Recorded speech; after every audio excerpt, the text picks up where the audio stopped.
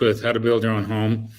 Every Thursday from 5 to 6 p.m. Mountain Standard Time, we are here answering any questions with regard to being an owner builder, general contracting, building your own dream home, and having lots of fun. I want to talk real quick before we get going as people start to chime on and get online here real quick. I want to help people understand kind of a process. Now, I've created a document inside my training at howtobuildyourownhome.com. And when you get inside this self-managed package, it's in the download folder, and it's called Construction Flow. It's basically a flow chart. I keep tweaking that a lot. It's about 5 pages long, and it gives just about every step that you need to consider in building a home, either stem wall, slab on grade, or walkout basement. So it has all those different steps involved in it, but then it kicks back to the general flow of the construction process. Now that's invaluable. Why is that invaluable? Because you are about to enter into, as an owner builder, the most challenging and also the most rewarding side hustles you'll ever experience in your life. And a side hustle is something you just immerse yourself while doing your regular job, doing your regular life, and you have to learn this other thing because this other thing is going to pay you or save you a buttload of money. Well, knowing the process, knowing the system is going to cut your learning curve down drastically. And that's what people get scared about. When you take a job and your boss comes to you and says, we are going to cross-pollinate. So this week you're going to be doing X, Y, Z, and the other person is going to be doing your job. And you're scared. Oh, I've never run this piece of equipment, or I've never done accounting, or I've never done whatever it may be. You are going to immerse yourself. Now, the best of advice I can give you when it comes to that is to relax. Let the first day be scary. Let the first day go, oh my gosh, I can't remember all this. Don't let that discourage you. Let that just immerse. Imagine you're going to go to McDonald's or some burger place and flip burgers. The first day, they put you at the grill and you're flipping burgers. Well, by the end of the day, or by 2 or 3 days, you're flipping double burgers with cheese on them. And you're landing it right on the bun. And pretty soon you get very, very good at it. And you can have 3 or 4 or 7 orders in your mind, and you kind of know how to run things through. You get really good at that little system really quick. Well, construction is like learning 46 different systems, or 38 to 46 different systems. Concrete is a system. Framing is a system. Drywall is a system. And you are going to job shadow 46 different subcontractors, between 38 and 46 different subcontractors. You're going to be overwhelmed with stuff, but let that happen. It's kind of like a king of the hill, pile dog, or you get on a hill and everyone's piling on each other. There's that weight. Just let that happen. Don't fight it. And eventually you figure your way through it. Eventually you say, oh, it's kind of like moguls skiing. I don't know if you've ever skied moguls. Moguls scare a lot of people because there's all these bumps everywhere. Well, a good skier actually sees several turns ahead. They see the pathway ahead of themselves. Okay, I'm going to hit this one and this one, this and this one, but I'm right here, but I'm going to hit all these that way. Good sight readers in acting do the same thing. They actually are reading 7 words ahead of what they are speaking. So they don't feel like they're inadequate as a sight reader or as an actor. They're sight reading. They're reading 7 words in advance. Some really good Shakespearean actors can sight read up to 12 to 14 words in advance. Really, really good ones. They know their Shakespeare that well. And you wouldn't know that they're reading. They're playing the part. They're reading the part as if it's a live performance, but it's actually sight reading. That's because they see and they've been trained to do that. So that's what I'm trying to emphasize, is that flow chart inside the whole program that I offer is that thing that helps you see the path down the moguls. It helps you see what's coming next, what you need to plan for, that kind of stuff. I keep perfecting this. And one of these days, as I find that I can't add any more to it and get more detailed, then I'll laminate the sucker and you can just download it, or I'll just mail it to you as a nice card stock. So those types of things, when you create them, they take a long time to perfect, and they're constantly being tweaked. So any feedback you can give me on that flow chart, that would be great. If you're logged in and you're creating the account, please give me some feedback on that. And with that, let's take a couple of questions. And I have a couple of emails from a couple of students that I can share as well. Let's go ahead and take some questions real quick. First one is from Brack, right? Brack Builder. Working on clearing my home site today, putting in some sweet equity before the tree guys come in, listening to your videos all day, expanding my mind to create options. Great, awesome. Yeah, clear all those trees out. You don't want any organic matters larger than your pinky in the entire dirt area. You want it all cleared out. A rock bucket is a great tool on a skid steer. Try using a rock bucket to get all those roots out, and it's wonderful. It's awesome. Okay, Laura, in South Texas, I was getting some advice from a GC, and he is discouraging me from doing a U-shaped build. He said that the ends of the foundation will crack. Any thoughts? I can't have a basement. Yeah, it's kind of hard to have a basement there. I'm going to recommend, I don't usually recommend other YouTube channels, but I recommend the most recent post by Matt Reisinger that just came out. He actually is doing a U-shaped custom home in Texas. Now, the GC guy's not right. He just doesn't know how to prep the foundation properly. And a lot of it has to do with your geotech report and what they may or may not say. Reading that report is kind of key. Talk with your excavator. But if that's really over-Xed or recompacted, it's not an expandable soil issue, not a collapsible soil issue. It's a really stable soil issue, and it's really compacted right. And you've got a good 6 inches to a foot and a half of, really good city spec road base. It's really compacted. Then you prep your foundation, and then you put rebar 2 foot or 3 foot on center. As long as you've got some good rebar in there. And most engineering doesn't require rebar in the actual slab. Well, that rebar in the slab is going to help substantially. The other thing to consider is that you could do that U-shaped, like this, but there could be a breezeway between the two, and you could actually cut your concrete right there or separate it. And the breezeway could be pavers, something that's breathable, that can move a little bit. And if you have any possible movement in your soil, that would allow for that subtle differentiation in movement from the building way over here and then the building way over here. It's just a thought, things that I think about when dealing with stuff like that. But now check your soils, check a geotech report, and ask them what they think and how well you can beef up that foundation. So we have a new guy. What's that? We have a new one. His long hair millionaire. A long hair millionaire. I like that. I'm not a millionaire, but I don't have long hair. So great. Another good comment. G. Best channel on YouTube. I'm a doctor, but I moved to Utah and come work for you when you need it. Great. You can work for me, and then you can be my doctor. Yeah, that'd be awesome.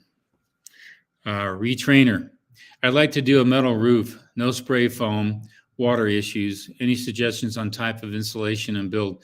I'd like to do trusses, flat slant roof, or no attic space. It depends on where you're building and what kind of snow load. If you have any snow load, that's kind of a big issue for me. Again, if you're giving me some questions, tell me where you're coming from, and that really helps me out quite a bit. But metal roof, if it's a shallow pitch, like 312 or less, then it's got to be a standing seam. If it's more than that, then it can be other types of metal roofs that are out there. But anytime you get below a 312 pitch, it gets to be so shallow that water can easily back up under the shingle or under the asphalt. It's not good. Virginia. He's in Virginia. Virginia? Yeah, you've got some snow there. Not much snow load. What's that? He said not much snow load. You could get some ice storms, though, if I'm correct. And you can probably get some ice damming on there. I wouldn't go too shallow with that. I would go at least a 512 pitch. I just, anything below 512, I've had problems with. And a lot of times you build a cricket or a dead valley on a roof system, and the roof could be a 712 pitch, but you do the dead valley of the cricket, at a 312 or even a 212 or even a 412, and I get problems with those all the time. So if you can get your crickets to be at least a 512 pitch, that really helps getting the water. The faster you get the water off the roof, the better. But if it has an opportunity to puddle, you got a problem, and I try to avoid that. Okay, take your student questions. Student question. Yeah, I had this email. It was a really cool email. It came by. As a student, she writes, I won a bid during a county's annual tax sale almost 2 years ago, blah, blah, blah, blah, blah.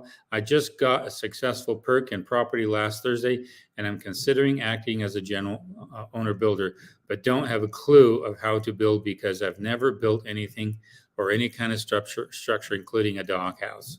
However, I think I'll give it a try. And if it becomes more than I can handle, maybe I'll get a GC, but I'm going to go as far as I can, basically. And then I forgot to mention she paid like $13,000 for the land, so it sounds like a good deal. So I wish I could get some land for. I live in an area where land is not cheap, and so there's a lot of wonderful places throughout this country with land, and spotting that is half the battle. My daughter is just gung ho on finding land to build homes on, and she's very excited about it. She found some land, and we're excited about seeing what we can do with some of these parcels. So. What's that question? Okay. Let's see here. Let's see here. Okay. Yeah. Do you have videos on YouTube that shows stages of OmniBlock build? I have several videos with regard to the OmniBlock, but none of them really talking about the stages, although I was there several times with regard to some of them at various stages of the build, but not as, showing the work and the process. But I do have some videos coming of a very large Omni block that I will be building up north here for some clients moving to my area. And it will have a detached garage, then a main house with a 3-car garage, and all of that is going to be Omni block. And we start that probably in about a month and a half or so. Kind of pushing the clients to see if we can't get that started. Hopefully, maybe by the end of next month. If we can, then we can move fast on that and hopefully be done. It's tough, but close to the holidays, if not, in January, February of next year. But we'll see. But watch my YouTube channel. I'll be doing some posts on that. She just says. Yeah, I would love to see the different stages. Just here's something to keep in mind when it comes to CMU block. ICF construction or even OmniBlock is that follows a pretty standard rebar grid that's in the Universal Building Code, the Universal Residential Building Code. And what that says, based upon what the geology is in the area, that you're going to have rebar going horizontally and you're going to have rebar going vertically. Every 38, 42, whatever number of inches or feet is required by the local engineering.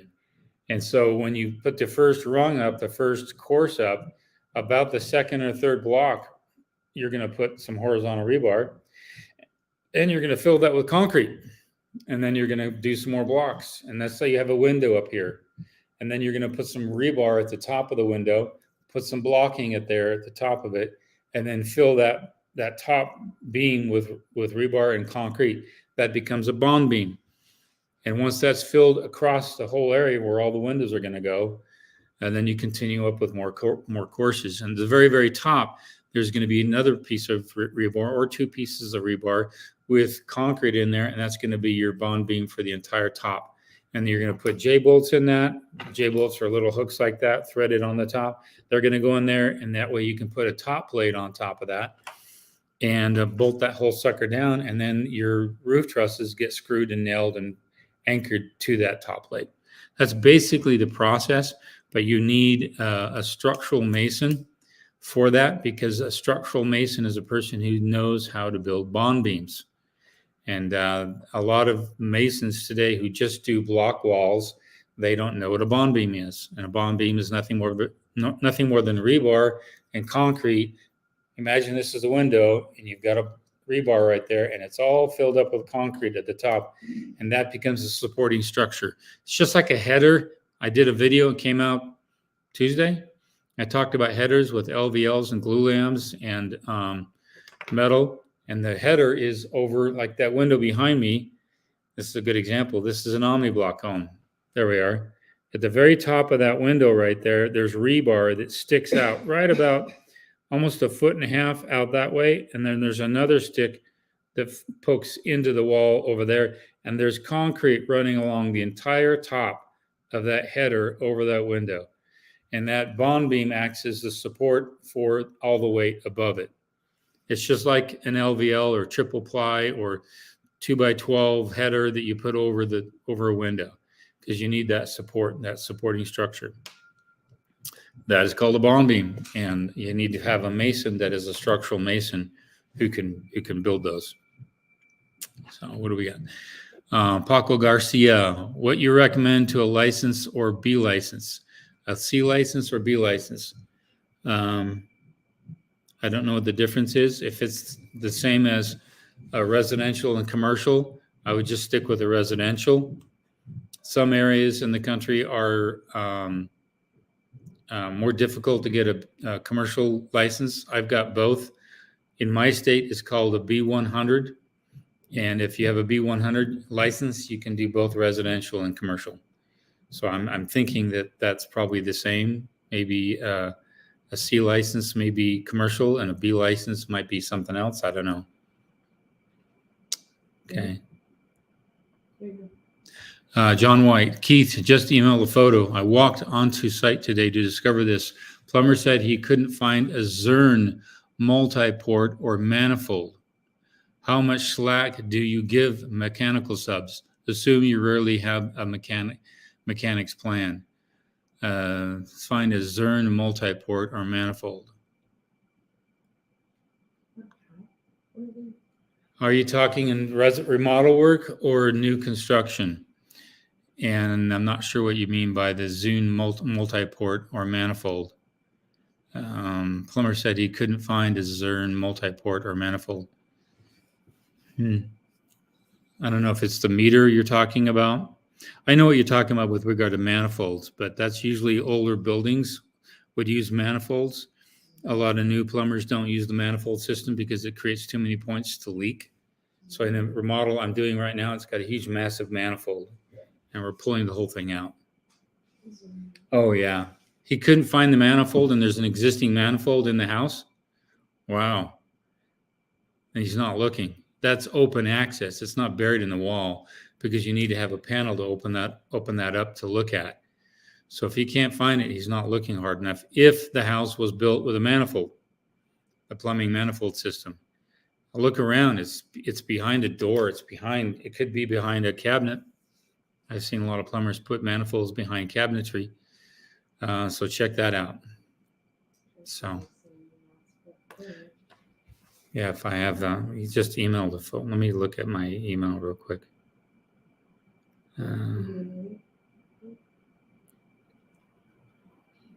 Oh, that's what you're talking about there. He couldn't find the manifold. I don't think there is one. This is new construction. So all your cold is coming off of one line and all your hot's coming off another line. And I'm wondering if you have return or recirc hot. Recirc hot means that hot water is going to one location, coming back and recirculating through the whole house there. That does not look like you need a manifold. So that's just straight lines taken to the sources. A manifold is hot coming in here, cold coming in here, and each little valve up that manifold, you can turn on and off that bathroom, you can turn on and off that kitchen, you can turn on and off that half bath, you can turn on everything on and off from one manifold. But I do not recommend them because it's just, I'm doing one right now, wish I could take a picture of it, but the whole thing was corroded because the hard water was getting in the valve structure and it was just really destroying everything. I have to put a valve manifold back in because that's the way the house was plumbed, but we're going to put some brass fittings on there to help stop that corrosion.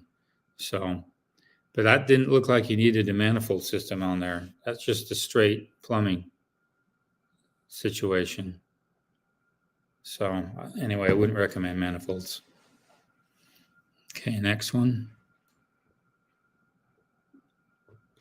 This is from Long Hair Millionaire. I wish I had $1,000,000. I don't.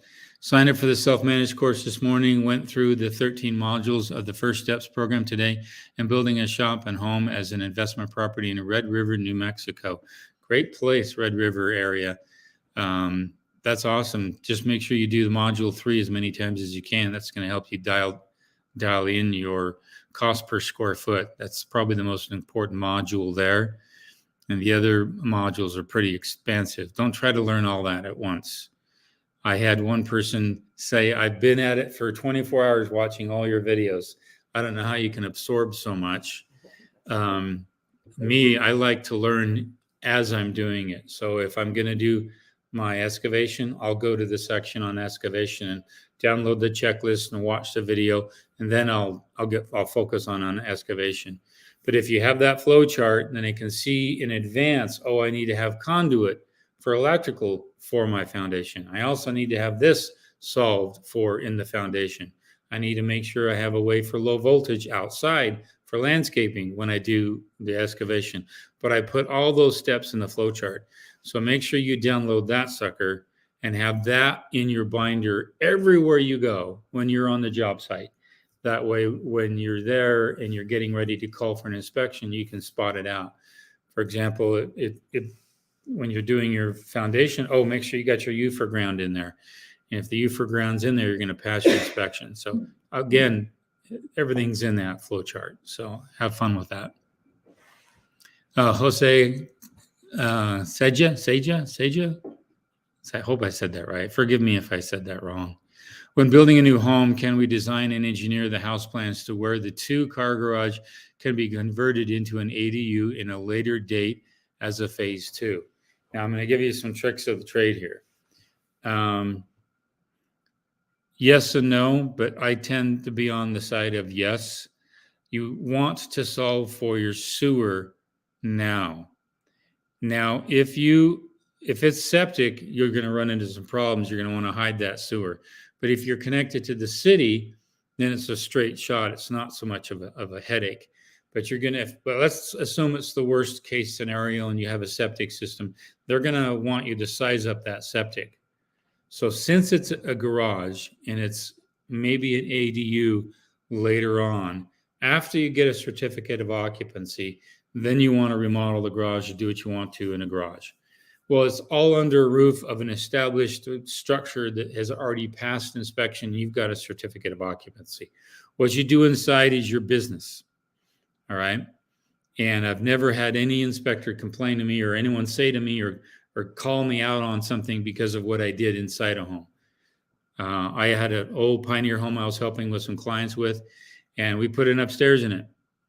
And the inspector said, was this always here? Yeah, it was a Pioneer upstairs. It was always there. It just had a little potbelly stove. See the potbelly stove? We carried a potbelly stove up there to make it look like it was in use. Anyway, they approved it without structural requirements because I knew what I was doing and I didn't have a structural engineer and I didn't want to pay a structural engineer to come up there to make sure everything's structurally fine. I knew it was fine.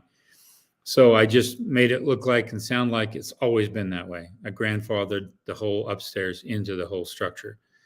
So there's just things you have to be aware of that the city inspector will see or don't see. Now, what I do on situations like that, if it's a septic, hypothetically, or even if it's not a septic, it's city, but the city is going to tax you differently for additional residential versus a garage. Your tax is going to be different. Most of the time it is. And if they know it's an additional unit, they're going to tax you differently for that. So I just take my sewer line and I take it to within a half an inch of the concrete. I tape the top of the sewer line with tape, and then I bury a half inch of that with a tape, and then I know where it's at, and I can tap it with a hammer. Oh, there's the hollow sound. There it's at. I bust it through, and now I have access to the sewer. That's your hardest thing. In anything with remodels, like today on a home, I had to send a video to a client of mine, and he wants to do a California home or a California house in the backyard. It's going to be 40 by 60, very, very big. he wants to have a bathroom in it. And so I said to him, if we have to go the traditional route, we have to take that sewer all the way around the house to the front of the house, tear up concrete left and right, destroy a block wall, and then replace all the concrete. Or we just tap into the existing sewer 2 feet within the exterior wall, and then it's a straight shot. He says, let's do the straight shot. So I'm going to cut into the concrete inside the kitchen, tap into the sewer, go right out through the wall, hammer a drill just for like an hour to get through that footing. And then once I get through that footing, I'm on the other side of the wall and it's a straight shot. So that's the sewer is your nightmare. It's the thing that makes everything difficult if you don't plan ahead, and it makes everything simple and easy if you do plan ahead with that in mind. And so just keep the electrical is not a problem, gas is not a problem. It's that sewer line because it's 3 to 4 inches thick, trying to fit that through somewhere. With electrical, a 12-2 line, almost like that, you can bend that and take that just about anywhere.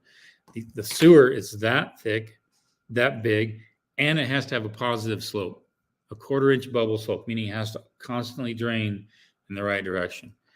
Think in terms of your sewer line. It will, if you have additions or whatever it may be, you're moving something inside the home, make sure you have the proper flow and make sure that you can fit that line set in there. I could talk forever, but the first thing I look at when I go to a job and people want to remodel and add a bathroom, the first thing I look for is I look for the clean out. I look for the clean out outside. I look for where that sewer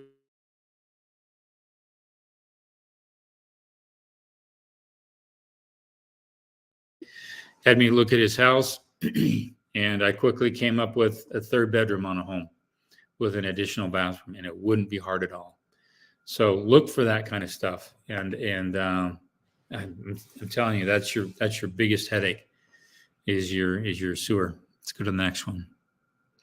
Paco Garcia, I'm in Virginia. What you recommend when buying land? Do a perk test first before buying. To know that land is good to build on house. You don't want to do a perk test because a perk test is just for a septic system. You want to do a geotechnical test pit on the land, and then they will do, if you have to do a septic, then you do a perk test on top of that. But before you purchase the land, first thing you want to do is download the home site selection checklist. It's for free on my website at howtobuildyourownhome.com. It's at the very top of the page. It's now working. We didn't have it working last week, but it's now working. Download that, and there's all these checklists you want to go through.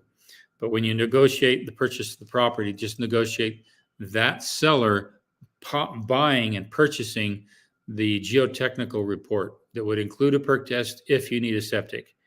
If they don't want to do that, then you offer them less for the property, which is less the amount to actually get that done. Then you get it done as part of the due diligence in purchasing the property. And if everything's all good, you buy. If it's not, and you see something nasty in the geotech report, then you can back out of it during that due diligence. I do not think anyone should sell land that's a residential land that's designed for a home to be built on it without a geology report, because you're selling land in the dark. You don't know what's underneath, and people need to know what's underneath before they buy. If people buy land in the dark all the time. Next one. Wally, welcome, Wally. OB planning to sell post-construction. OB is an owner builder. Is this timeline accurate? Construction takes 1 to 2 years, followed by converting the loan, then a 2-year hold. Does this mean planning for 4 years of finances? Let me read that again. Because why would the construction take 1 to 2 years? If you're doing most of it yourself, I can see that. You're going to want to move faster than 1 to 2 years. And there's a lot of reasons for that. For example, that's during the framing stage. And if you're doing it all yourself and you're going to take 6 months to frame, that lumber is going to get hit by bad weather pretty quick. You want to get that house dried in and saved really, really fast. I've seen owner builders build homes and then the lumber gets wet, which isn't a problem for 1 or 2 storms. But if you've got your subfloor down and you're getting wet, that subfloor is a thick 3/4 inch OSB engineered substrate. Well, if it gets wet too many times, it starts to flake off. And then when that starts to flake off, it makes your flooring an absolute nightmare to install. You want to maintain that sheen, that veneer that they put on there, and it's a clear coat veneer, and it can hit typically 3 storms, snowstorms or rainstorms, before it affects it too much. But if you're going to take too long, and I've seen owner builders do this, and their structure during the framing takes, that's the thing you just want to barrel through. I mean, just get it done and get it covered and get it protected. And once it's protected and no moisture can get in there, then you can take your time. So just keep that in mind. I would not take 2 years to build a home. If you want to think about it, you can probably do other things making money in a better way than taking 2 years to build a home.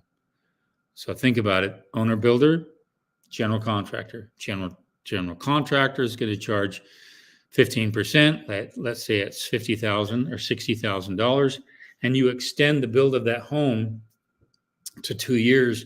Now you're barely making $25,000 a year. And if you extend that to 3 or 4 or 5 years, now you're making $15,000 a year, $10,000 a year. Think of it in those terms. Think of owner building as a real side hustle, and you really want to get that side hustle to be in the market generating revenue as soon as possible. That's why I talk about quality, time, and cost. Time is so valuable. It's the most valuable commodity we have. So quality, shoot for that. Make sure you get things done in a timely fashion as you can. And cost. Cost is the last thing I look at. But I see it together, all of them together. And I see people, the biggest mistake, they go for cost, and then they take oodles of time, and then the quality is the worst you can imagine, the absolute worst, because they didn't have any consideration for quality. So anyway, I could talk forever on that. Laura, how can I determine the position of my house? I thought the video you did would cover positioning, taking into account the sun. Yeah, I have a 3-part series in the program that is passive homes.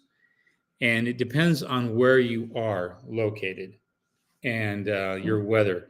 For example, I live in the high desert. It can get really hot in the summer and mild winters and very beautiful fall and beautiful spring. So I don't want too much sun. Now, keep in mind, entering my windows, keep in mind that I'm facing the window right now. And during the winter, the sun is higher in the atmosphere. Okay, actually it's lower, sorry. The sun is lower, which means it can penetrate the windows. And you want sun coming into your home in the winter time. You want as much sunlight as you can, helps offset costs. I know upstairs in my master bedroom, it's comfortable all day long. It's just a comfortable room up there. I've got sun coming in and it helps keep it warm during the day. And we don't turn that heat on hardly ever at all. It's super comfortable. So I designed the whole upstairs that way. And the whole kitchen is the same way. We're bringing in light directly in during the summer. But during the winter, during the summertime, that's when I would have a larger eave. And if you're dealing with a lot of hot temperatures, if you're in South Texas, you're going to have some hot summers, monsoons and whatnot.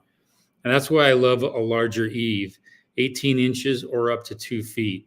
And that way, when the sun is higher, it's not going to come right into the house. But in the winter, when the sun's lower, that light's going to come into the home. These are things I think about based upon weather and location. And just research passive solar. If you're in the program, watch the 3-part series on building science, building technology. And there's an actual graph I think I have in there that showcases where to place trees, deciduous trees, evergreen trees, again, where you are, trying to help offset utility costs in the summer. But if it's a deciduous tree, then the sun's going to come through that tree and it's going to warm up the house. These are a lot of things you want to think about when it comes to how to place the house and how to place landscaping to the house and how to orient the house with the sun. Define passive home. Passive solar or passive home is where you place all your windows where the sun's coming in, and you are actually capturing the heat of the sun inside the home during the winter. Okay. And that sun's going to be lower in the horizon. So you're going to capture that sun. In the winter, or actually in the summer, the sun's going to be higher and it's not going to get into the home. You don't want the sun in your house during the summer.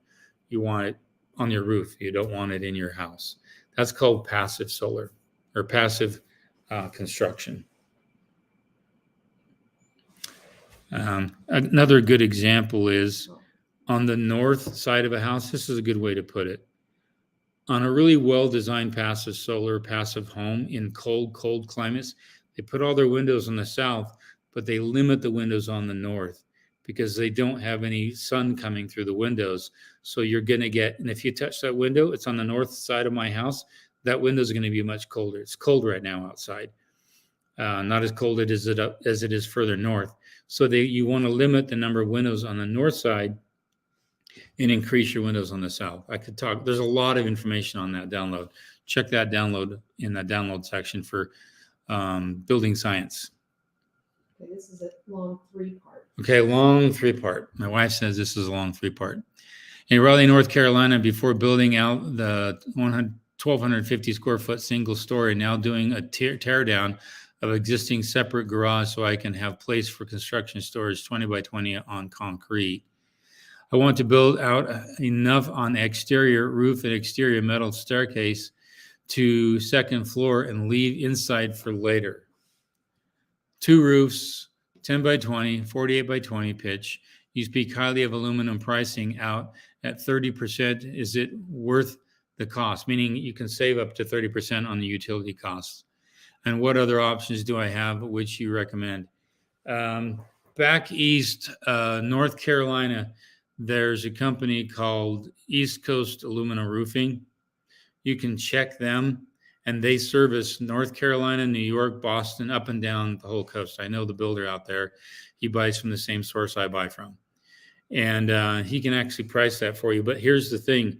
There's a reason why, and if you're close to the coast, that's why they do aluminum. Aluminum shingles are the #1 roofing product in Hawaii, Florida, anywhere on the coast, anywhere you have salt, because that salt is not going to corrode the aluminum. However, it's going to eat away at your paint. It's going to eat away at just about anything else, metal, even stainless steel over time. So that's why it's such a powerful roof product, especially when you have salt in the air close to coastal regions. And but I do it here because of its radiant barrier quality, and that radiant barrier actually can help save on your utility costs. So I think it's East Coast Roofing, East Coast Metal Roofing. Just check them out, or just go to aluminumshinglecompany.com, and you can actually contact Jake, and Jake will give you some resources back east. So, Jose Teja. Thank you, Keith. This is our first rodeo we will get with our draftsman building in Norco, California. No septic, straight city. Thank you. That's good. The city permitting offices in Northern California are a little easier than in Fresno and LA County and whatnot. And you're going to find that to be the case. And I don't think you're going to have much, although there's a lot of state issues that get in the way with local jurisdictions. But yeah, keep me posted on that. That'd be exciting to hear how things go up there in Northern. I went to school at Humboldt University. So if you know where that is, let me know. Hills and existing trees and neighbors. It's a lot of things to think about if you're in a rural area. Placing your home takes a lot of thought. It does, just to immerse yourself in the process and go outside. Put a sundial. You can buy a sundial online. Point it due north, and then watch the sun as it goes across the horizon. Now, not all subdivisions are alike. Some subdivisions are oriented northeast, whatever it may be. I just placed a home up north, and I wanted to see how well the subdivision was placed. Well, the lot was literally facing a little bit due east. So I actually oriented the house the same way as all the other houses, but in the planning stage of it, we flipped it. So we flipped the home, so that allows for I'm doing this with a home in Cedar City right now, just north of me. I talked with the owner and I said, you're not really facing south. The garage is literally to the south of the home. So she's not capturing any south or southern warming of the sun during the winter time.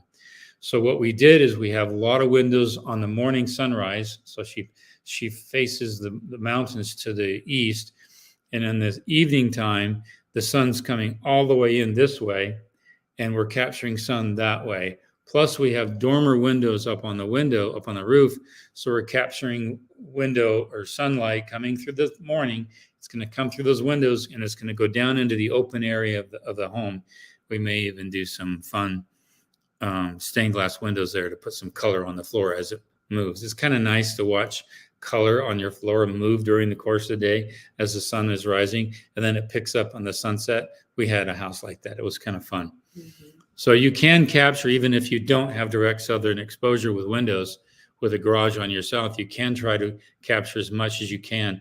What you don't want to have, and this is not always the case that you can control, but you don't want a front porch directly facing north in a wintry climate, because that's an unsafe thing to walk on. It can never get dried off by the sun. And sometimes that snow is going to stick for a very long time. And unless you put heaters in the concrete, something to look into, you're going to have to constantly put salt on it, and salt eventually destroys concrete over time.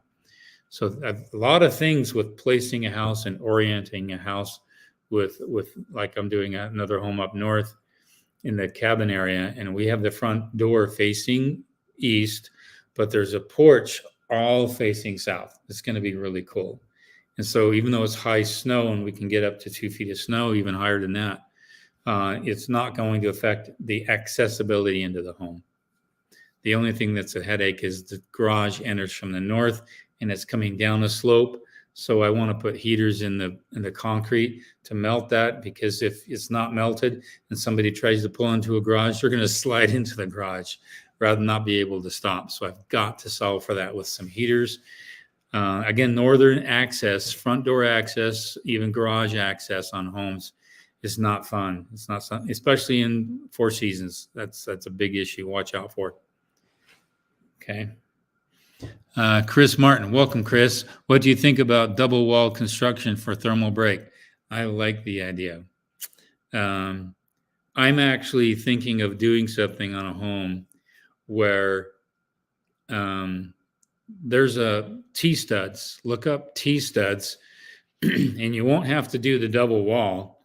But T-studs is a company back east that actually builds a thermal break in a wall with rigid foam.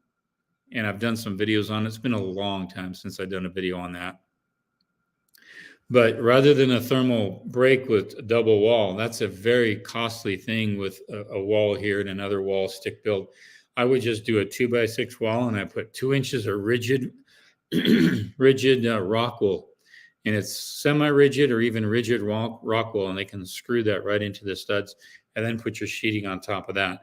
Now you've got a thermal blanket over the entire structure of the home it's a thermal break is what it is. If you don't know what a thermal break is, it's like if you have heat over here and heat over here, and it's heating up this pencil, but there's a bunch of air in here and it can't get to that pencil. Well, that's called a thermal break. It's an air break, but it's a thermal break. But if these pencils were touching and this one gets hot, eventually it's going to work that heat all the way over to this pencil, and you don't have a thermal break. Windows have thermal breaks in them. All windows manufactured pretty much have thermal breaks.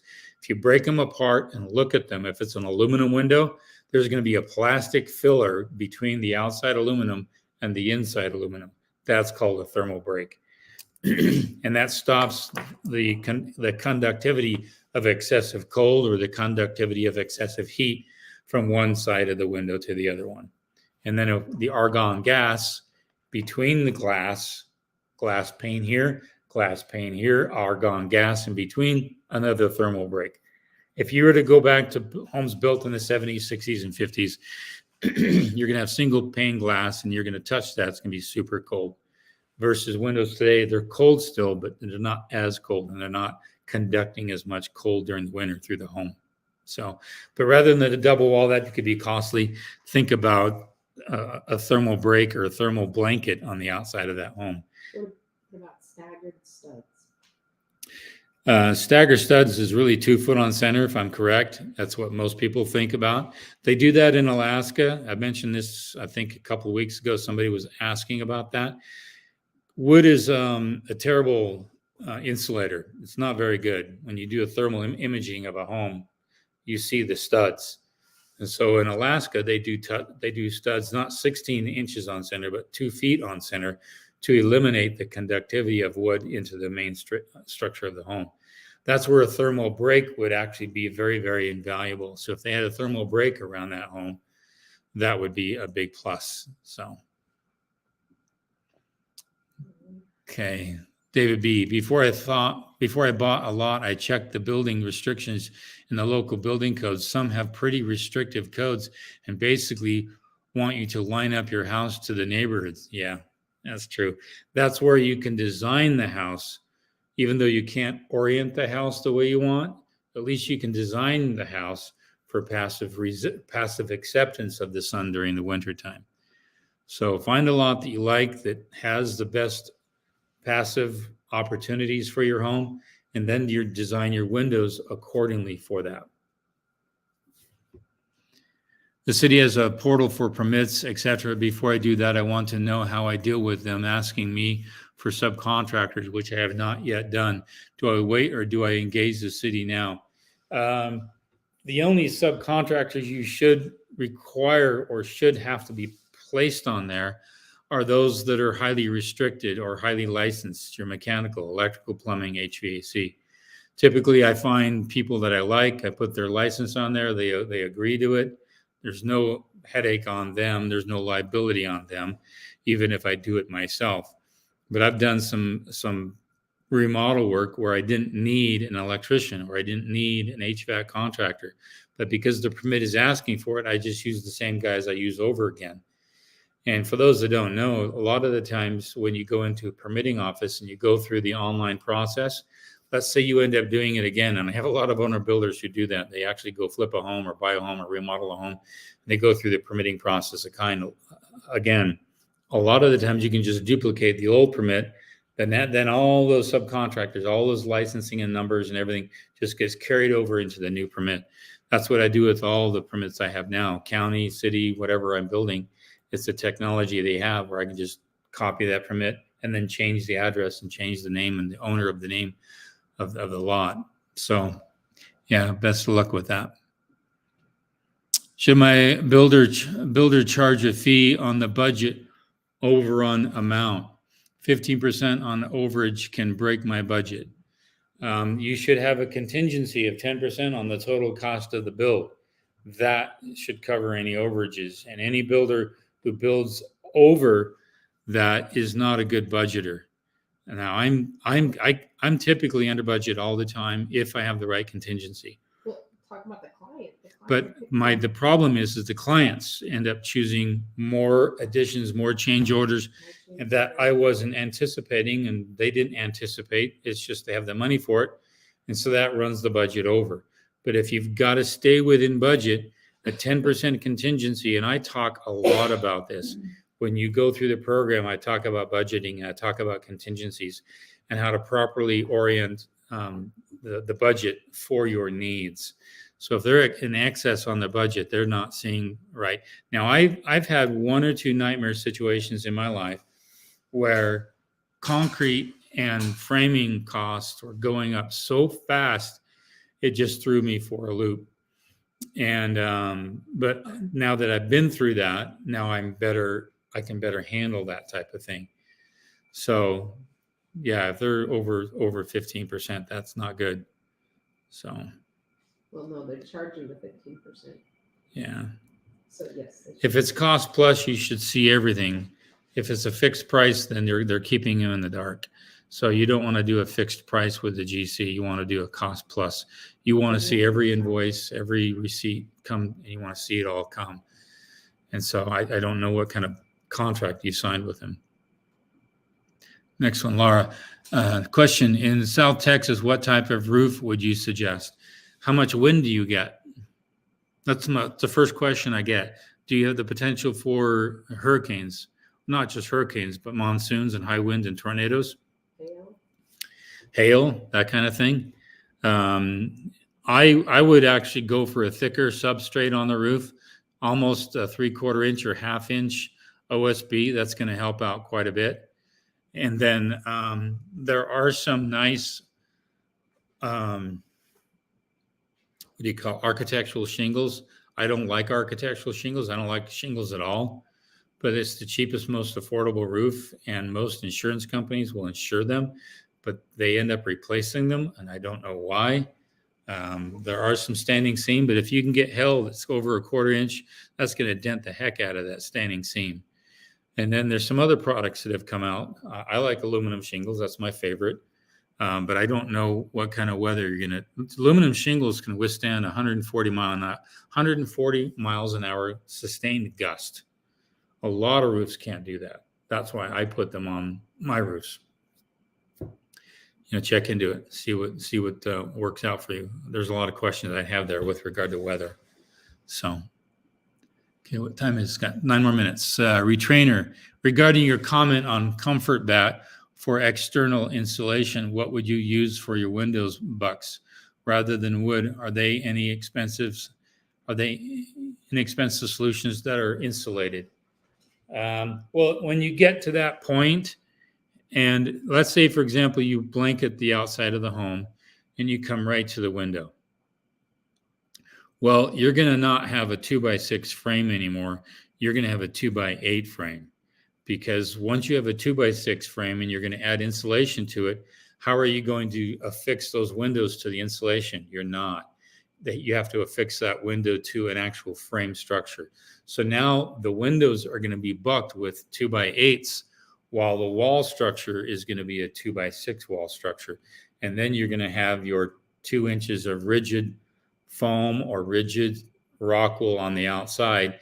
And the neat thing is that now when you sheet that, the OSB is going to come right over the stud work of the bucked window or bucked door, and you're going to nail that to it. And then because it's a rigid rock wool, it's not going to suck in. You're just going to screw that through the rock wool all the way into the stud frame structure. So when you're all said and done, it looks like a fully regularly sheeted home, but hidden in beneath all that is a rock wool. So now that you have a 2x8, that's pretty thick. A 2x8 studded bucked wall. I wouldn't worry about trying to do a thermal break in that, because it's nominal and it's very thick, and it's going to take a long time for any conductivity to work through that whole frame structure. So I wouldn't worry about that. Just buck those windows thicker. Okay, question. Okay, let's see here.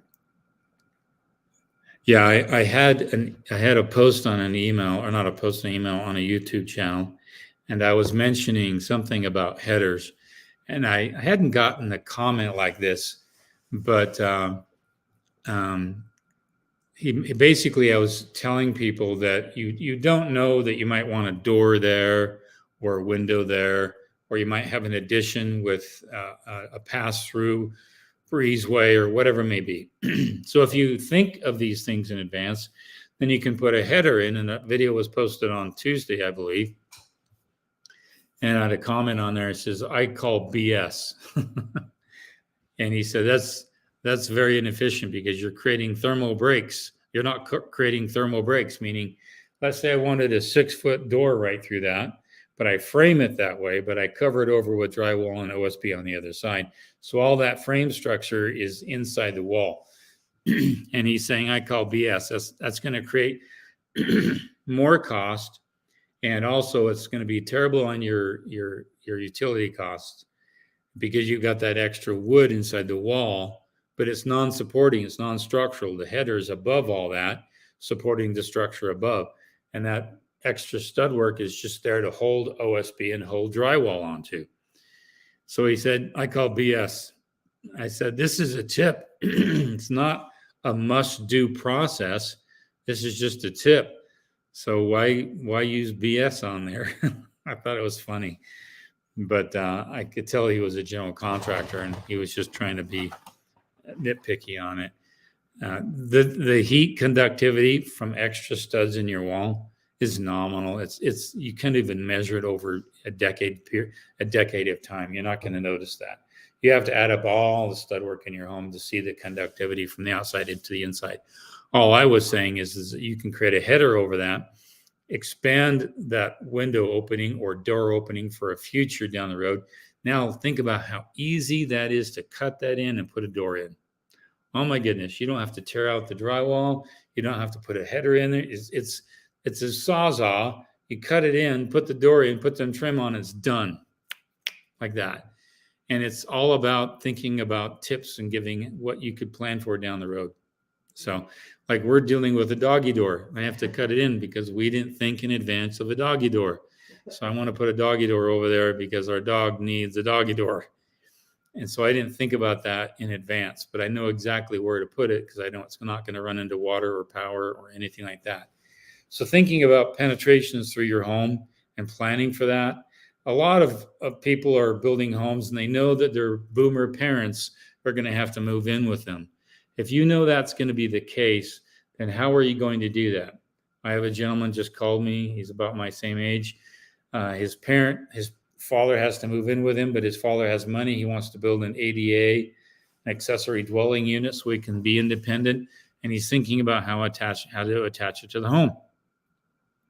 It's not easy with that, but if there's some planning and you're building something new, and you know that you might have a disabled child that has to live with you, or a parent, or a sibling. I know a family member who's living with another family member right now. And had they planned out that whole situation or thought about the future, then they could have thought differently. Like, for example, I was thinking about the future, and my mom, my sweet little tiny mom, she's really tiny. She lives up front, but she can't stay with any of my other brothers and sisters because they have no functionality in their house for that. And I love it. I'm the great one to be able to do that.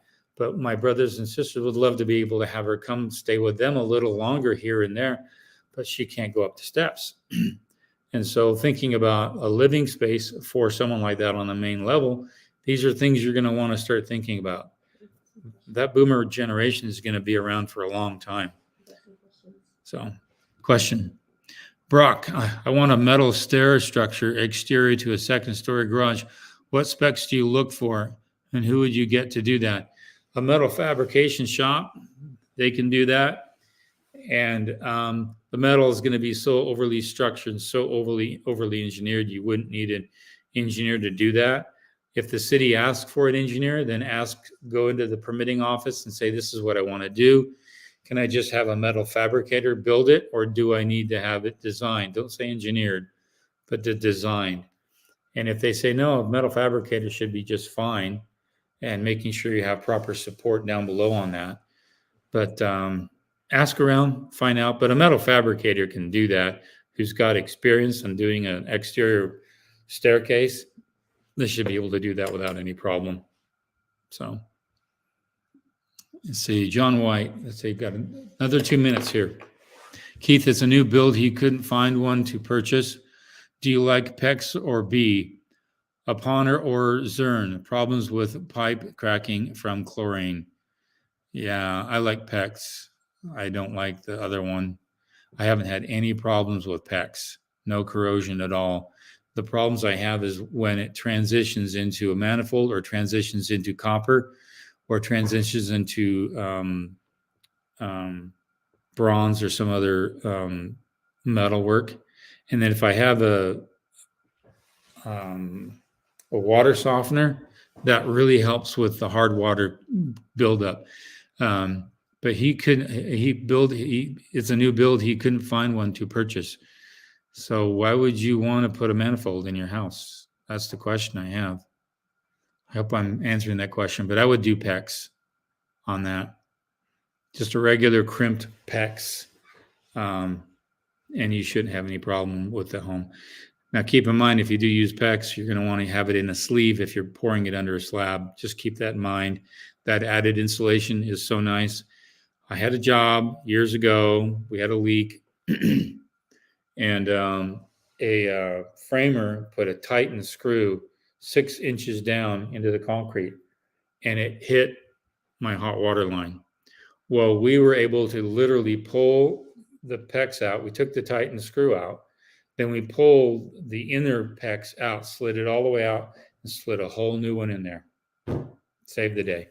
And if you don't have that PEX in a sleeve, in a foundation that's going to be buried in concrete, it makes it really, really hard. Just imagine if I had straight PEX buried in concrete. When I first started building, we didn't have PEX. And so we had copper in a sleeve, but the sleeve was a plastic sleeve, like a plastic bag.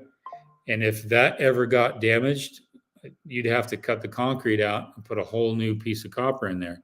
The plastic was only there to keep the acidity in the soil from eroding against the copper, but it wasn't a rigid sleeve.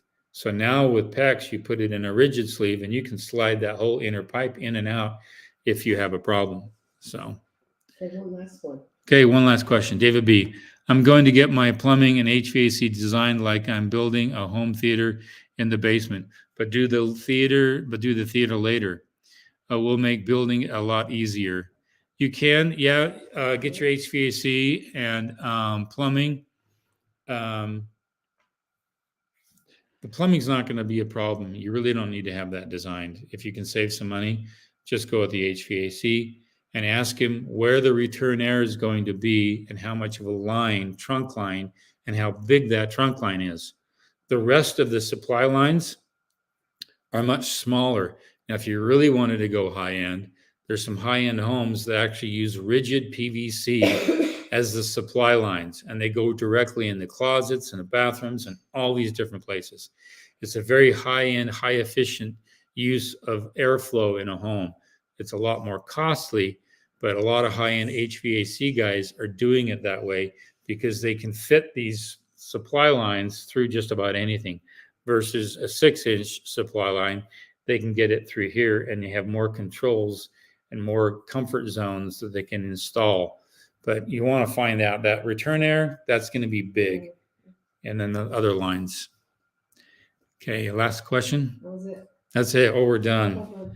Now we're done. Hey, this has been fun, everybody. Thanks a lot. Again, like, share, subscribe, thumbs up, do all that kind of stuff. I'm here every Thursday from 5 to 6 p.m. Mountain Standard Time. And put it on your schedule. Let other people know. And then, again, go to the site, howtobuildyourownhome.com. There's a lot of information there, a ton of information. It's going to help you understand the system, help you understand the flow. And I'm just here for you. And we'll keep making that whole platform, that whole system very easy for you. And don't be afraid of full immersion. That's how you overcome very big obstacles. It's just immerse yourself in the process. Anyway, you guys take care. This has been fun. See you guys next week, next Thursday.